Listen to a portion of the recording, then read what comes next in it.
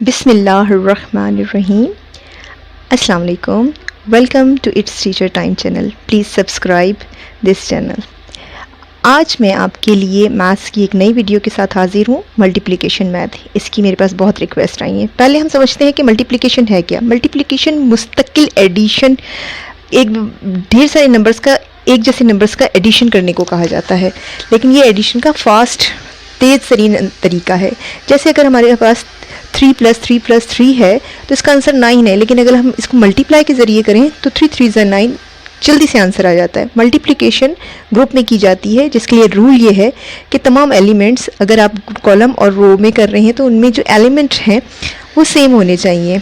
एक ग्रुप के अंदर अगर 10 ग्रुप है तो हर ग्रुप के अंदर मौजूद एलिमेंट इक्वल होने चाहिए। इसको कैसे लिखा जाता है? टेबल्स फॉर्म में। इसको इस तरह लिखा जाता है कि अगर हम 2 का टेबल लिखेंगे तो हम क्या करेंगे, हम 2 + 2 करेंगे और क्या आ जाएगा, 4 आ जाएगा। इसी तरीके से 2 + 2 + 3, 3 टाइम 2 को करेंगे तो 6 आ जाएगा। फिर जब हमारे पास ये आंसर आते हैं तो उसको हम टेबल्स में इस फॉर्म में लिखते हैं। अच्छा, इसको पढ़ने के बहुत सारे तरीके हैं। कुछ इस तरह से, पहला जो मैं बता रही हूँ उसको पढ़ने का तरीका ये है कि 2 1 time is 2, 2 times are 4, 2 3 times are 6। इस तरह हम पूरा टेबल पढ़ते चले जाते हैं, जहाँ तक भी आपको पढ़ना हो। ज़्यादातर 2 10 तक जाता है हमारा टेबल। 2 10 time are 20। अच्छा, इसके बाद एक और दूसरा तरीका है, उसको हम इस तरह से पढ़ते हैं, 2 1 इज़ 2, ठीक है। 2 2s आर 4, 2 3s आर 6। अच्छा, इसमें ये जो है ये वही फॉर्म है जिसको हम जल्दी में पढ़ते हैं तो 2 1s आर 2 3s आर कर देते हैं हम। इसी तरीक़ों को, मेथड को तेज़ी से पढ़ने से ये आवाज़ बनती है। अब हमारे पास जो तीसरा तरीका है उसमें आप देखें टेबल्स की फॉर्म लिखने की भी चेंज हो गई है। अब हमने टेबल ऑफ 2 को, जो टेबल है उसको सेंटर में लिखा है और नंबर्स जो सेंटर में पहले लिखे थे वो पहले लिख दिए स्टार्ट में। इसको पढ़ते हैं 1 2 टाइम इज़ 2, 2 2 टाइम्स आर 4, इसी तरीके से 3 2 टाइम्स आर 6। अब आपने ये तो सीख लिया होगा और समझ लिया होगा कि टेबल्स को किस तरह से ऐड करके लिखा जाता है और फिर उन्हें किस तरह से पढ़ा जाता है। अब हम आगे बढ़ते हैं। टेबल्स लिखना सीख लिया, टेबल पढ़ना सीख लिया। अब हम गेम्स की तरफ आते हैं कि टेबल्स को किस तरह से गेम्स के थ्रू जल्दी से याद किया जा सकता है। अच्छा, यहाँ पे कुछ गेम्स हैं छोटे बच्चों के लिए। आप ये देखें, आप एक व्हील बना सकते हैं, उसके अंदर टेबल लिख के उसको सर्कल करेंगे, घुमाएंगे तो उसके हिसाब से आपको आंसर गेस करना होगा। करेक्ट होगा राइट या रॉन्ग होगा वो आपको पता चल जाएगा जैसे ही आंसर सामने आएगा। ये व्हील एक और तरीके से भी मैंने आपके सामने दिखा दिया है। ये बहुत मज़े का गेम होता है। अच्छा, ये और भी इंटरेस्टिंग गेम्स हैं। हम डाइस की मदद से भी गेम्स खेल सकते हैं। आप इस तरह से, जैसे लूडो मशहूर है, इसी तरीके से मल्टीप्लिकेशन के भी गेम्स होते हैं। आप यहाँ देखें, यहाँ पे चार्ट्स मौजूद हैं। ऐसे चार्ट्स आप खुद भी बना सकते हैं और इसको आप डाइस की मदद से खेलें। फन भी होता है और बच्चे बहुत जल्दी याद करना शुरू कर देते हैं। अब बढ़ते हैं आगे कि हमें डॉजिंग टेबल्स अगर बच्चे से करवानी है तो किस तरह से करवाएं। उसके लिए मल्टीप्लिकेशन चार्ट बहुत हेल्पफुल होता है।